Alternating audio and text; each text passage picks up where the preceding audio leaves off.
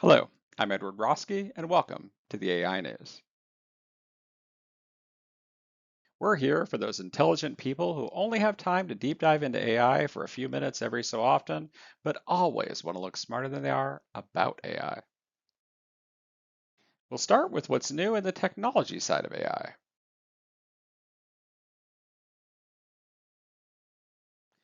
Well, I have to start with this one.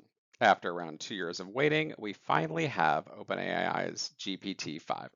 GPT-5 is the most frontier of the frontier models. It's OpenAI's PhD level AI model when it doesn't want to be a quick thinking AI model. It brings advanced reasoning, faster responses, safer outputs. It marks a pivotal step towards AGI. It came out on August 7th. It's now available to everybody at all of the tiers. It includes both a fast, high throughput and then also deep thinking models. It will go into main, mini, thinking, nano, and then it does built-in routing to select the best model based on complexity and user intent. So if you want to do something simple like summarize an email, it's going to flip to the nano model. If you wanted to brainstorm 30 ideas in physics no one's ever thought of before, it's probably going to kick in the thinking model. But all was not perfect in GPT-5 land. No sooner did it come out than some people took to Reddit and social media to complain that they missed their really good friend GPT-4o and didn't like how OpenAI and GPT-5 pulled the rug out from under them. So OpenAI went from hiding all the other models to making some of them available again, particularly to paying users. They also promised to fix the personality of GPT-5 to make it more friendly. While GPT-5 is truly impressive, I switched to using GPT-5 thinking mode as my default. This has widely been perceived as an incremental boost rather than a revolutionary one. If you compare it to a year ago, what we had, GPT-5 is definitely better. Is it substantially better than o3? Probably not, but it is trending in definitely the right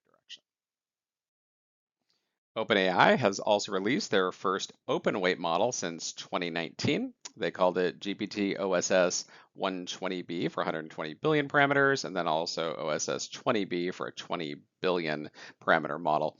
This broke from OpenAI's recent closed model path. It lets anyone who wants to run, modify, fine tune a really powerful AI with local control. This is actually the first OpenAI model to open source since GPT-2, and it's available under an Apache 2.0 license. Reception, mixed. It's praised for its openness, but real world adoption, AI vibes, will determine if it sticks around. OpenAI is going after the India market with their new low-cost ChatGPT Go.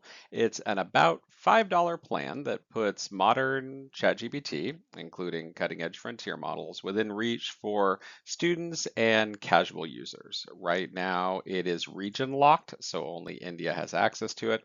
It's priced at 399 rupees a month, which is about $4.60. It gives, beyond the free level, more messages, more images, more files, more access to power than the free tier. It's been framed as GPT-5 access for power users, but on a budget, going after the 1.5 billion-ish people in India. Google's Nano Banana has put pro level photo edits inside of Gemini.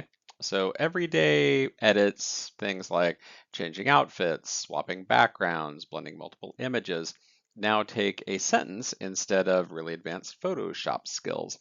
You can take a single image or multiple images and essentially edit them into any situation or with any modification that you want. Google actually took one of their AI developers, Liz Tran, and had it show her being awesome at about any sport you could imagine. Here is a different woman reimagined as a matador. So the potential for deep fakes is obvious. Google does hide an AI generated watermark in the image, though it seems fairly easy to overcome that, at least for now. Why is this called Nano Banana? It first appeared on the LL Arena under the name Nano Banana but Google eventually confirmed, after Nano Banana went viral, that they were the ones behind it. It's now integrated into the Gemini app for web and mobile, though Google does officially refer to it as the much more boring Gemini 2.5 Flash image. It's being praised not just for its quality and its seamless image combining, but how well it keeps consistent characters. This has actually been really hard for image generation up to this point.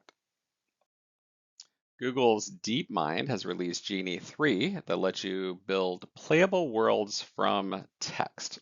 So these are real-time navigable world models that move AI from chat or go generate an image or go generate a video to an interactive experience. This is big for learning, for games, for robotics.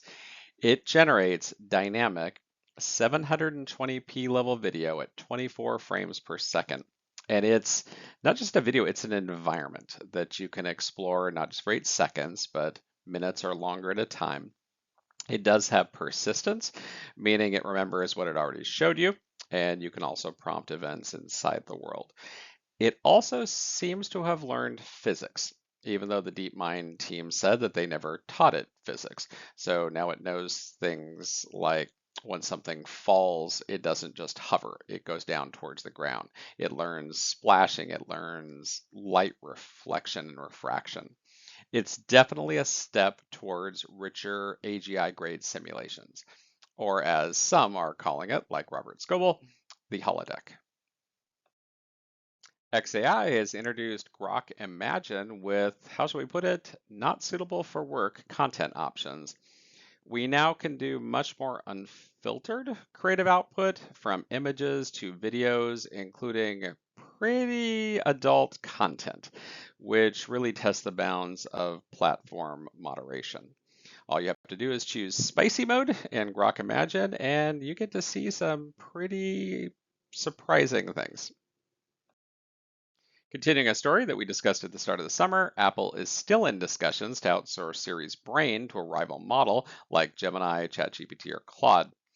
If Apple is able to license another company's foundational model for Siri, your Siri will suddenly leap forward in capability a whole lot faster than Apple seems to be able to build it on their own.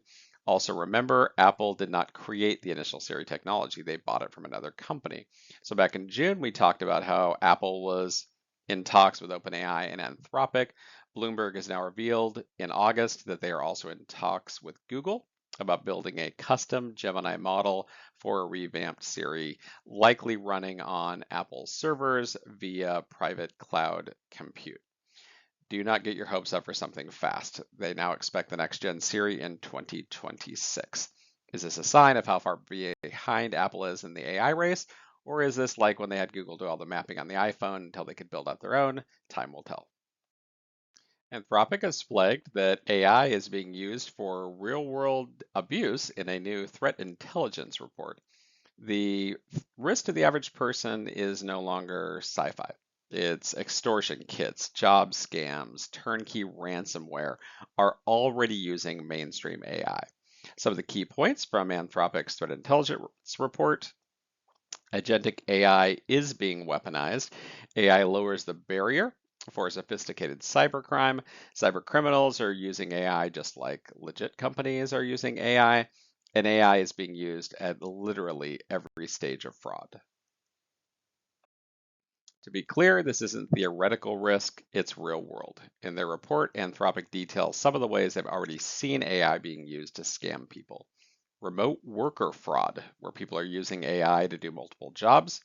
No code malware, log analysis, victim profiling, romance scam bots, synthetic identities, and my favorite new term of the month, vibe hacking, where scammers are using AI to write code to extort people at scale. Just be aware that now, even if something seems very realistic, it could be AI that's just trained to seem very realistic. As always, you can find me on LinkedIn. That's where that QR code over there takes you, and X/Twitter. My podcast, Asking Good Questions, is on Spotify, Apple Podcasts, YouTube, or you could even go to askinggoodquestions.co or just shoot me an email and ask me anything on your mind. I'm Edward Roski with the AI News, and until next time, keep asking good questions.